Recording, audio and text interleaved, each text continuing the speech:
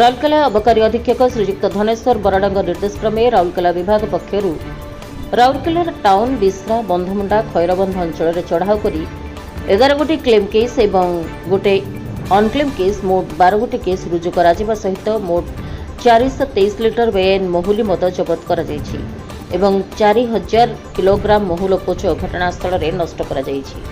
11 ଜଣ ଆସାମୀକୁ କୋର୍ଟ ଚାଲାଣ କରାଯାଇଛି। ସେମାନଙ୍କ ନାମ ଗ୍ଲୋରିଆ ଦାଙ୍ଗ, ଜିଦାନ ଦାଙ୍ଗ, सुमित्रा महाली, सीता लोहार, रूपानी ओराम, रश्मि मिंज, सानिका तिर्की, रीता तिर्की, चामी मुंडारी, मालती कुजूर, शांति ओराम। एही चढ़ाऊ रे एक्साइज इन्स्पेक्टर श्री मोहन प्रधान और इन्स्पेक्टर हेमंत महानंदिया, एएसआई विनोदिनी बेहरा, विद्युत भूषण दास, आलोक प्रधान, युवराज बाग और स्टाफ हेममंजरी विश्वाल, गोवर्धन बीसी, सौम्यरंजन साहू, आयेशा मिंज, त्रिलोचन पाढ़ी, आकाश पटेल, नवीन भूया, प्रदीप लुगुल, सुकांत अमात, बबुल स्वाई, विक्टोरिया डुंगडुंग, टेरेसा बार्ला, लीलिमा भुई, सूर्यकांत स्वाई, निरंजन राउत, जगन्नाथ मुंडारी आदि सामिल थे।